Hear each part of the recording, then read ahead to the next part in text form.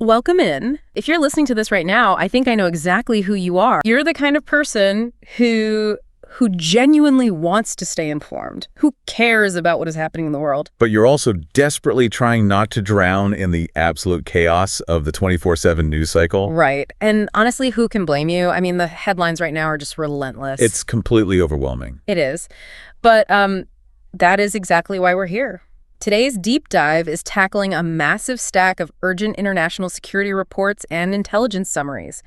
And our mission is simply to connect the dots. Because when you look at these reports individually, they just look like a series of terrifying, isolated incidents. Yeah. But when you lay them all out on the table together, when you analyze the underlying geography and the logistics, a very clear, very concerning pattern emerges. We are watching a rapidly escalating, interconnected web of global conflicts, spanning all the way from the Middle East to Eastern Europe. And we aren't just looking at localized flare-ups anymore. What the source material reveals is that we're essentially watching the battlefields of Ukraine and the Middle East merge into a single global technological testing ground. Exactly. Okay, let's unpack this, starting with the immediate kinetic escalation we're seeing on the ground and in the water. And when we say kinetic, we mean the shift from diplomatic threats or economic sanctions into physical, explosive violence. Right. The reports show this violence is directly targeting global infrastructure. Let's look at Iraq first. The security briefs detail an attack on a major chemical warehouse owned by the American energy giant Halliburton. Yeah. And it was hit by an unmanned aerial vehicle, a drone. Location is everything here. This didn't happen out in the middle of nowhere. This strike was in Basra. Which is huge. It is. For anyone who might not track Middle Eastern energy logistics on a daily basis, Basra is essentially the beating heart of the Iraqi oil industry. It's a critical logistics hub that keeps the crude flowing. Exactly.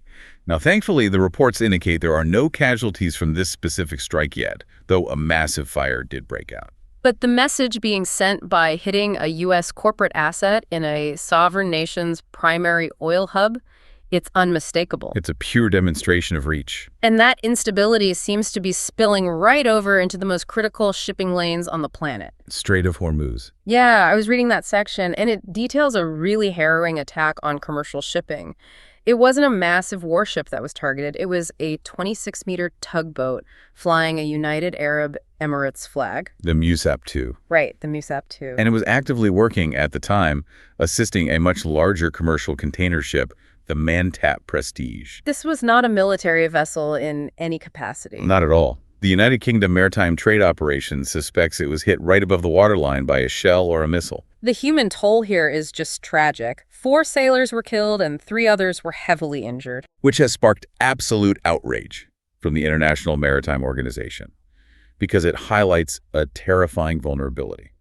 So why does a strike on one small tugboat matter so much in the grand scheme of things? What's fascinating here is how a single strike on a 26-meter commercial boat in a strategic choke point creates an immediate massive ripple effect. Right, because you have to picture the Strait of Hormuz. It's an incredibly narrow strip of water, and a massive percentage of the world's daily oil consumption flows right through it.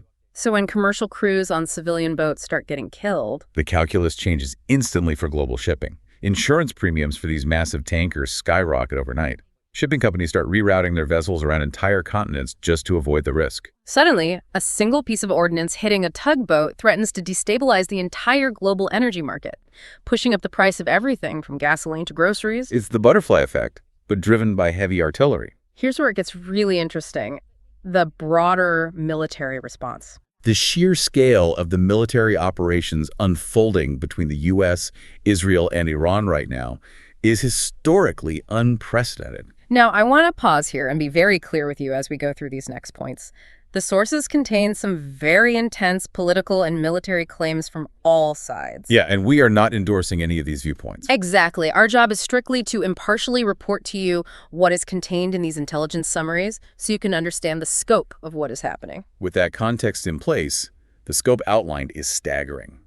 Washington is currently preparing its largest bombing campaign of the entire war. And the explicit targets are Iranian missile launchers, manufacturing factories, and command systems. The strategy here is to fundamentally degrade Iran's offensive capabilities at the source.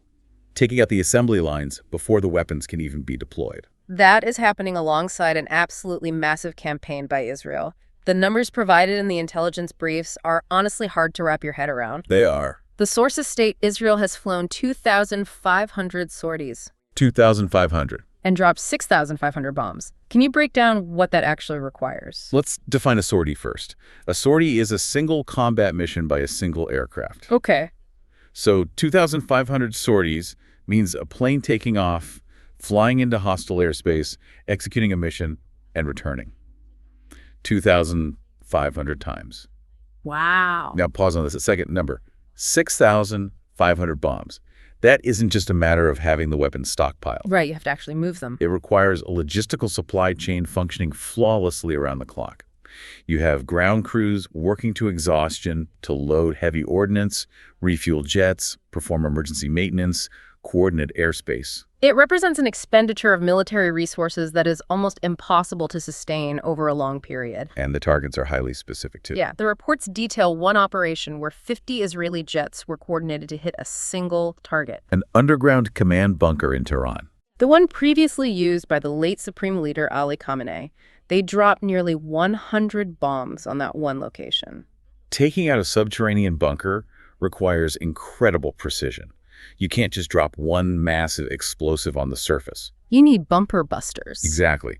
Think of them like a high-explosive drill. They have to hit the exact same entry point sequentially, one after the other, to dig down deep into the earth and reinforced concrete, before finally detonating the primary payload inside the bunker. The fact that they coordinated 50 jets to deliver nearly 100 bombs to this one specific site, it shows you the extreme level of priority they placed on dismantling that infrastructure. And the arsenal destruction is equally massive on paper. Israel is claiming they have destroyed over 300 Iranian missile launchers. According to their estimates in the reports, that leaves Tehran with only about 100 to 200 launchers left. But the summaries also make it clear that Iran is heavily retaliating. I saw in the reports that this counteroffensive wasn't just isolated to one area. It is incredibly broad and highly coordinated.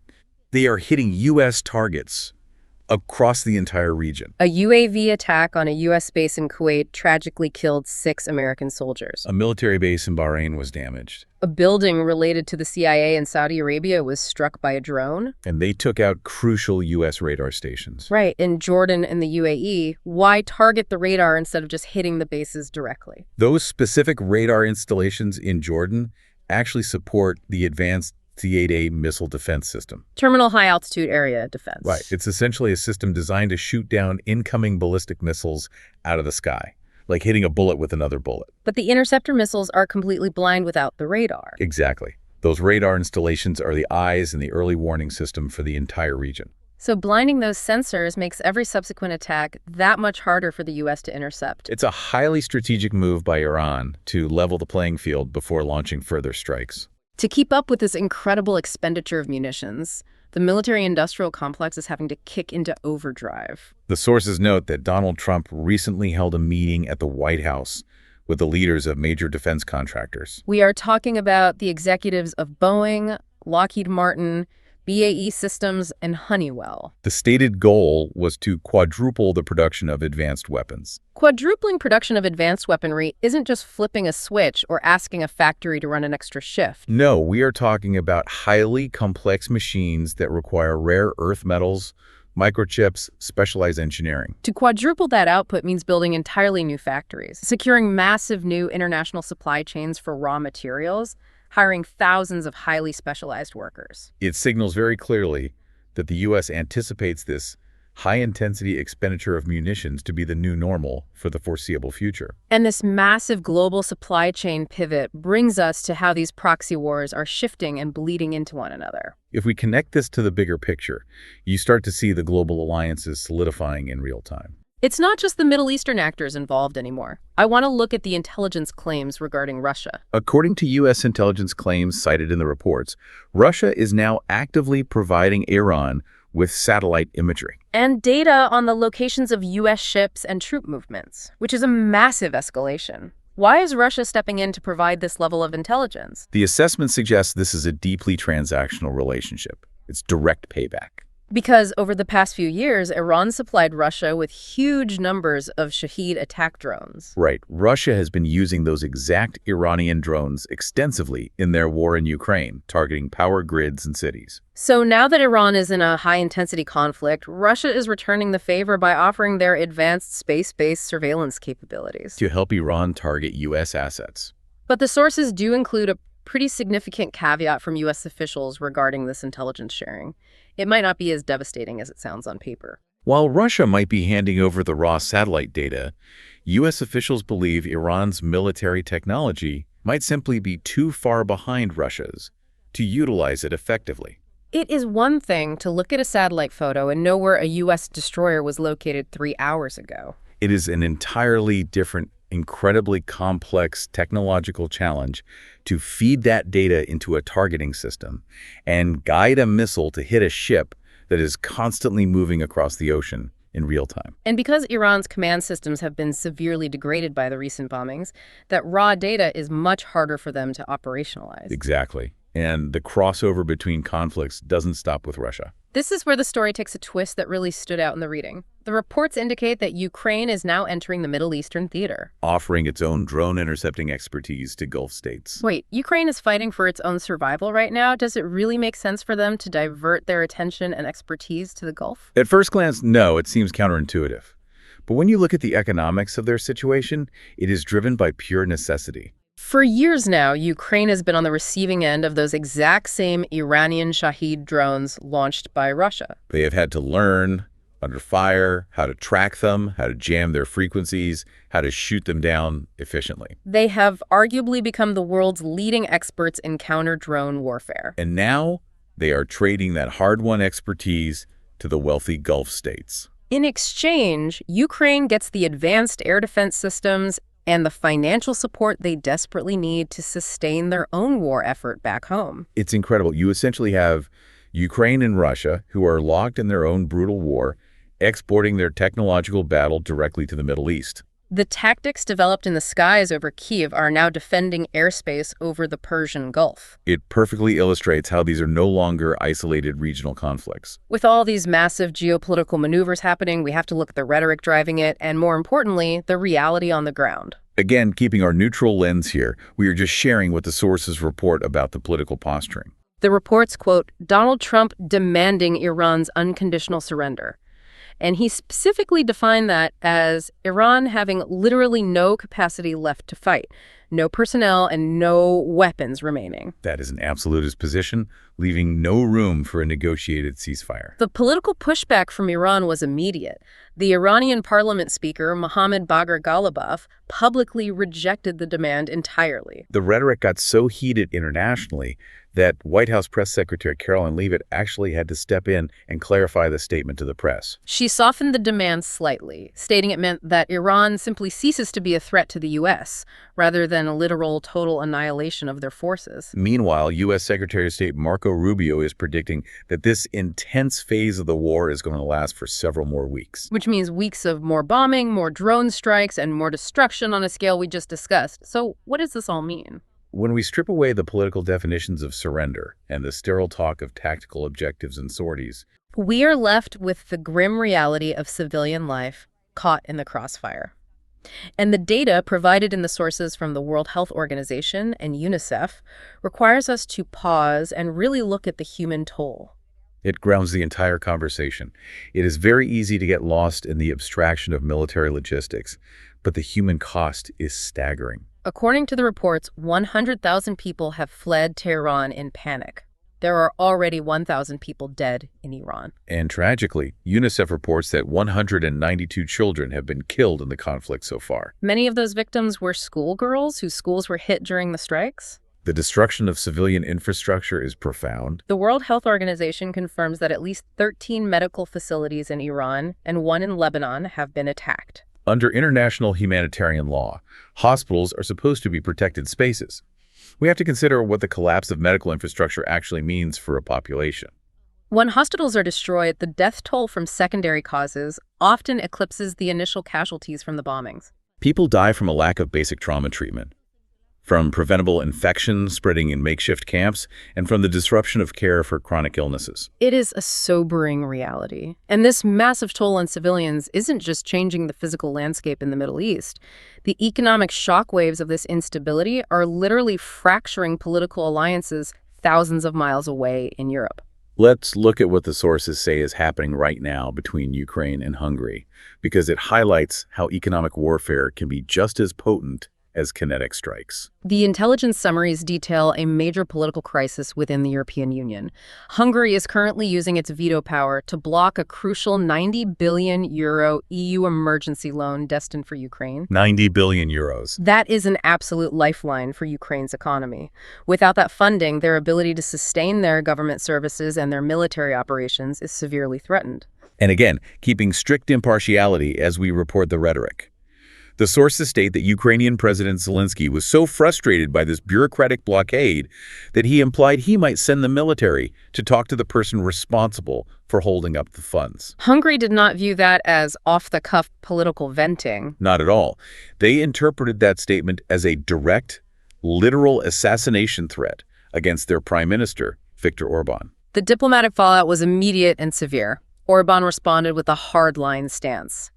He publicly vowed to break the oil blockade, explicitly stating that he refuses to be blackmailed or threatened by Kiev. This raises an important question. Why is Hungary so willing to isolate itself within the European Union, draw the ire of its neighbors, and provoke Ukraine to this extreme degree over a loan? And the answer, as it so often does when we dig into global conflicts, comes back to energy dependency. How exactly does the energy grid factor into this diplomatic standoff? This isn't just a clash of strong personalities between Zelensky and Orban. It is fundamentally about structural vulnerabilities in how Europe is powered. You can't just unplug a country from its energy source overnight without causing total economic collapse.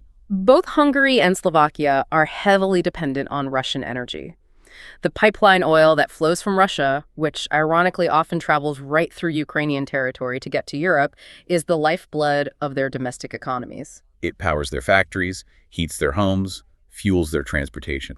So when Ukraine tries to squeeze Russia financially by threatening those pipelines, or when the broader European Union tries to cut off Russian oil to punish Moscow, Hungary feels the economic pain immediately and disproportionately.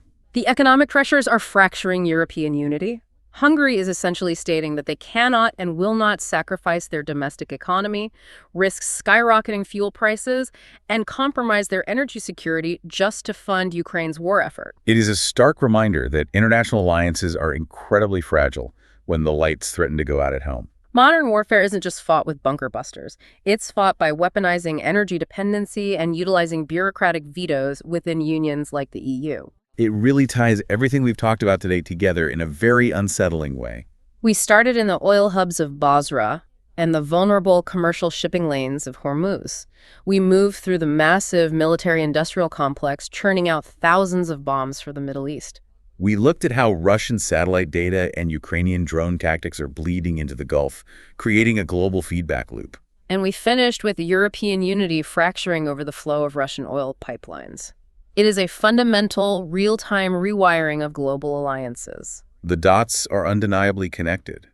You simply cannot separate a drone strike on a small commercial tugboat in the Middle East from the political gridlock happening in a parliament building in Budapest. The energy markets, the military supply chains, and the political rhetoric are all bound together now. We have covered a massive amount of ground today. But before we let you go, we want to leave you with one final thought to mull over. Something that builds on everything we've synthesized from these reports. Think back to the meeting we discussed earlier.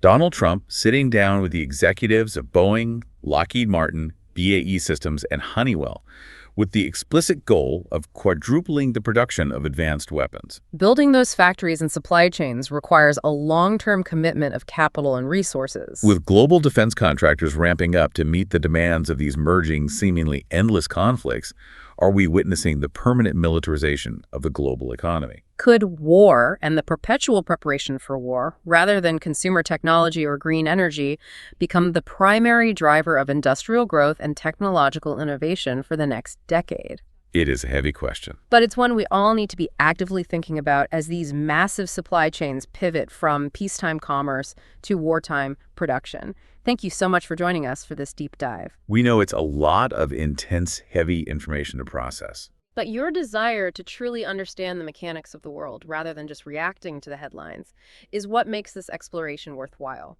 Keep questioning the narratives, keep looking for the hidden connections, and we will catch you next time.